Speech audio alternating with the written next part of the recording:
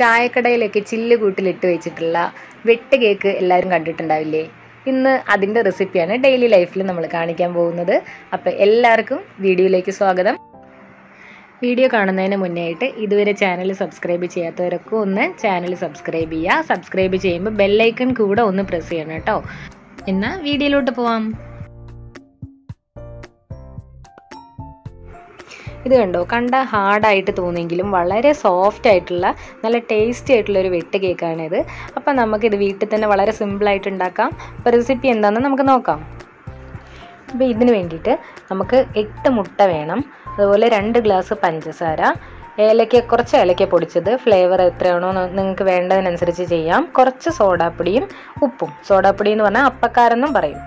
പിന്നെ മൈദയും കൂടിയാണ് നമുക്ക് വേണ്ടത്.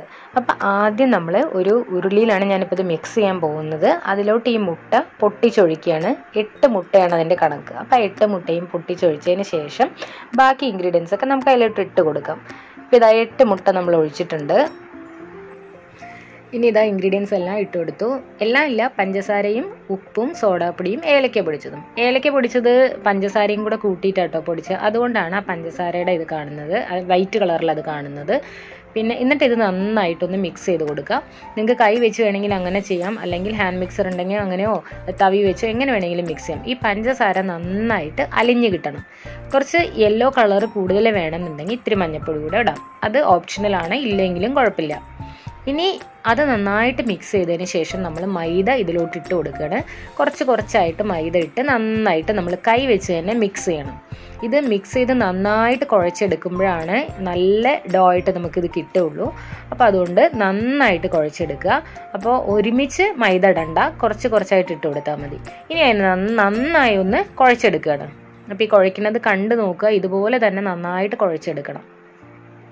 മധുരം അധികം വേണ്ടാത്തവരാണെങ്കിൽ 1.25 ഗ്ലാസ് പഞ്ചസാര എടുത്താലും മതിയാവും, ഇല്ലെങ്കിൽ 2 ഗ്ലാസ് തന്നെ എടുക്കാം. ഇപ്പം നമ്മൾ ആ മൈദ മുഴുവനായിട്ട് ഇതിലേക്ക് ഇട്ട് കൊടുത്തിട്ടുണ്ട്. ഇനി നന്നായിട്ട് കുഴച്ചെടുക്കുകയാണ് ചെയ്യുന്നത്. നന്നായിട്ട് കുഴച്ച് നല്ല ബോൾ പോലെ ആക്കിയെടുക്കണം.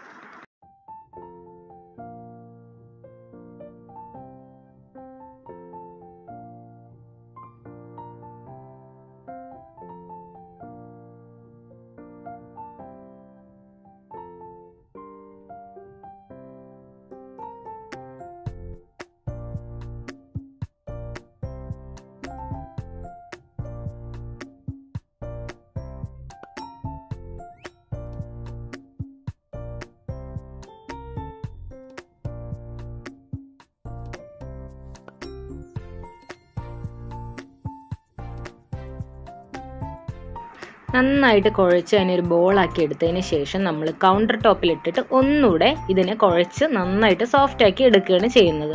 ഇനി ഇതിനെ നമ്മൾ പരത്തി കുറച്ച് റൗണ്ടായിട്ട് പരത്തിയെടുക്കണം. അതിന് വേണ്ടിയിട്ട് കൈ വെച്ച് തന്നെയാണ് ചെയ്യുന്നത്. അതിന് വേണ്ടിയിട്ട് കുറച്ചുകൂടെ സ്മൂത്ത് ആവാനായിട്ട് ഇത്തിരി വെളിച്ചെണ്ണ ഇതിൻ്റെ മുകളിലോട്ട് ഒഴിച്ചു കൊടുക്കാം. ഇപ്പോൾ കണ്ടോ, നല്ല ബോളായിട്ടുണ്ട്. ഇനി ഇതിനെ കുറച്ച് വെളിച്ചെണ്ണയും കൂടെ ഒഴിച്ച് ഒന്ന് പരത്തിയെടുക്കാനാണ് പോകുന്നത്. മാവ് കണ്ടോ, നല്ല ഇതുപോലെ ഒരു ഇത്തിരി സോഫ്റ്റായിട്ടാണ് ഇരിക്കേണ്ടത്. ഇതാ ഇപ്പം കണ്ട പോലെ വെളിച്ചെണ്ണ ഒഴിച്ചതിന് ശേഷം പരത്തി കൊടുക്കുക.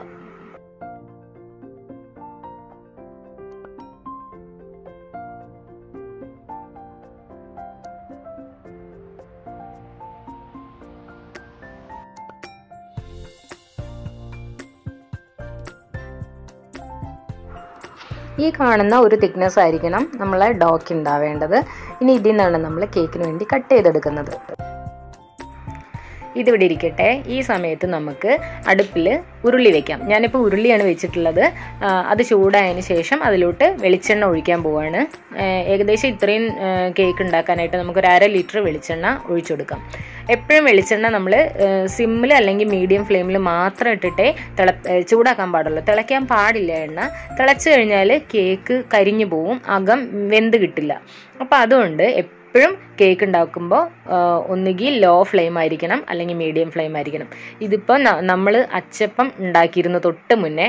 അപ്പോൾ ആ എണ്ണ ചൂടോടെ തന്നെ ഇതിൽ ഒഴിച്ചതാണ്. അപ്പോൾ നിങ്ങൾ ആ എണ്ണയുടെ കളർ കണ്ടിട്ടൊന്നും വിചാരിക്കരുത്.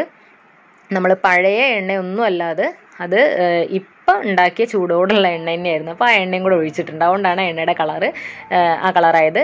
ഒരിക്കലും നമ്മൾ ഉണ്ടാക്കി കഴിഞ്ഞ എണ്ണ തണുത്തതിന് ശേഷം യൂസ് ചെയ്യാൻ പാടില്ല. ഇത് ചൂടോടെ തന്നെയാണ് ഇതിലേക്ക് ഒഴിച്ചിട്ടുള്ളത്. പക്ഷെ അച്ചപ്പത്തിൻ്റെ റെസിപ്പി എനിക്ക് എടുക്കാൻ കഴിഞ്ഞില്ല. അത് പിന്നീട് ഒരിക്കലും റെസിപ്പി ഇടാം. ഇനി ഒരു പ്ലേറ്റ് എണ്ണ നന്നായിട്ട് തടവിയിട്ട് അവിടെ വെച്ചിട്ടുണ്ട്. അത് നമ്മൾ ഈ കഷ്ണങ്ങൾ കട്ട് ചെയ്ത് വെക്കാൻ വേണ്ടിയിട്ടാണ്. അപ്പോൾ ഇതുപോലെ നമ്മൾ നീളത്തിന് ഓരോ പീസ് കട്ട് ചെയ്യുക. അതിൽ നിന്ന് ഇതുപോലെ ചരിച്ച് ഓരോ പീസാക്കി കട്ട് ചെയ്ത് മാറ്റണം. എന്നിട്ടാണ് നമ്മൾ ആ പീസിൽ നിന്നാണ് നമ്മൾ ഓരോ കേക്കായിട്ട് മാറ്റുന്നത്.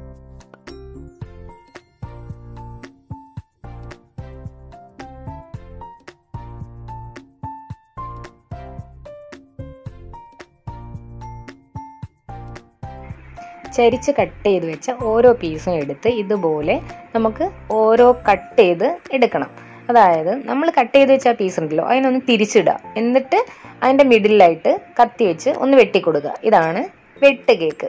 ഇതുപോലെ ചരിച്ചിട്ട് ഓരോ പ്രാവശ്യം വെട്ടുക. നമ്മൾ കട്ട് ചെയ്ത് വെച്ചത് ശ്രദ്ധിക്കണം, കട്ട് ചെയ്ത് വെച്ചതിന് ഒന്ന് തിരിച്ചിട്ടിട്ടാണ് കട്ട് ചെയ്യുന്നത്. അത് മാത്രം ഒന്ന് ശ്രദ്ധിച്ചാൽ മതി. ഇതുപോലെ എല്ലാ പീസുകളും കട്ട് ചെയ്ത് വെട്ടി എടുത്തതിന് ശേഷം നമുക്ക് വറുത്തെടുക്കാം എണ്ണയിൽ. ഇത് കണ്ടോ. ഇനി നമുക്ക് ഓരോ ബാച്ചായി കട്ട് ചെയ്തെടുത്ത് എണ്ണ ചൂടാവുന്നതിനനുസരിച്ച് അതിലേക്ക് ഇട്ട് കൊടുക്കാം. ഇപ്പം ഞാൻ ആദ്യത്തെ ബാച്ച് കട്ട് ചെയ്തത് ഞാനല്ല കേട്ടോ, അമ്മയാണ് കട്ട് ചെയ്യുന്നതൊക്കെ. അമ്മയാണ് എല്ലാം ചെയ്യുന്നത്, ഞാൻ ഷൂട്ടിങ് മാത്രമേ ചെയ്യുന്നുള്ളൂ. അപ്പോൾ അമ്മ ഈ കട്ട് ചെയ്ത് വെച്ച എല്ലാം എണ്ണയിലേക്ക് ഇട്ട് കൊടുക്കുകയാണ്.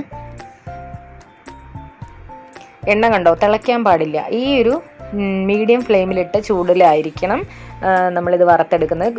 എണ്ണ ചൂട് കൂടുന്നെന്ന് തോന്നുകയാണെങ്കിൽ സിമ്മിലിടാം, പിന്നെ വീണ്ടും മീഡിയത്തിലോട്ടിടാം. അങ്ങനെ മാത്രമേ ഇടാവൂ. ഹൈ ഫ്ലെയിമിൽ ഒരിക്കലും ഇട്ട് ഈ കേക്ക് വറുത്തെടുക്കാൻ പാടില്ല.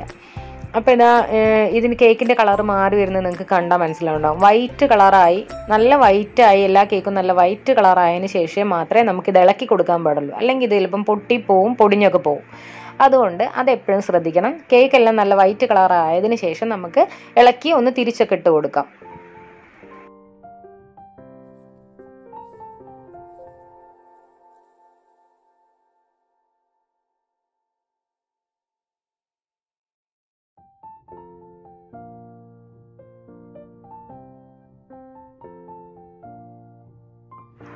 ഇത് നന്നായിട്ട് ബ്രൗൺ കളർ ആവുന്നത് വരെ ഒരു ലൈറ്റ് ബ്രൗൺ കേട്ടോ, നല്ല ഡാർക്ക് ബ്രൗൺ ഒന്നും ആവണ്ട. അപ്പോൾ അതുപോലെയാണ് നമ്മളിതിനെ വറുത്തെടുക്കേണ്ടത്. അപ്പോഴാണ് നമ്മളിതിനെ എടുക്കേണ്ടത്.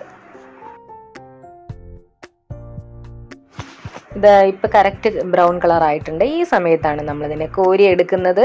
ഇത് കണ്ടോ, നമ്മുടെ വെട്ട് കേക്ക് ഇപ്പം റെഡി ആയിട്ടുണ്ട്. ഇതാണ് നമ്മുടെ നല്ല ചായക്കടയിലെ ടേസ്റ്റി ആയിട്ടുള്ള വെട്ട് കേക്ക്. ചായക്കടയിലല്ല, വീട്ടിലാണ് ഉണ്ടാക്കിയത്. ഇത് അമ്മ ഓണത്തിനൊക്കെ സ്പെഷ്യലായിട്ട് ഉണ്ടാക്കുന്ന ഒരു പലഹാരമാണ്. എനിക്ക് അമ്മ ഉണ്ടാക്കുന്നതിൽ ഓണപ്പലഹാരങ്ങളിൽ ഏറ്റവും ഇഷ്ടപ്പെട്ടതിൽ ഒന്നാണിത്. ഇനി ബാക്കി എല്ലാ കേക്കും നമുക്ക് ഇതുപോലെ അടുത്തത് ആവുമ്പോഴത്തേക്കും വെട്ടി വെക്കാം. അടുത്ത എണ്ണയിലിട്ട് മൂപ്പിച്ചെടുക്കാം. അങ്ങനെ മുഴുവനായിട്ടും നമുക്ക് വറുത്തെടുക്കാം. അപ്പോൾ അത് ഫുള്ള് ഞാൻ കാണിച്ച് നിങ്ങളെ ബോറടിപ്പിക്കുന്നില്ല. അപ്പോൾ ഇതാണ് നമ്മുടെ വെട്ട് കേക്കിൻ്റെ റെസിപ്പി. അപ്പോൾ ഇത് നിങ്ങൾക്ക് ഇഷ്ടമായിട്ടുണ്ടെങ്കിൽ ഈ വീഡിയോ ഒന്ന് ലൈക്ക് ചെയ്യുക. അതുപോലെ നിങ്ങളുടെ അഭിപ്രായങ്ങളൊന്ന് കമൻറ്റ് ബോക്സിൽ അറിയിക്കുക. നെക്സ്റ്റ് വീഡിയോ ആയിട്ട് കാണാം. അതുവരെ ബൈ, താങ്ക് യു.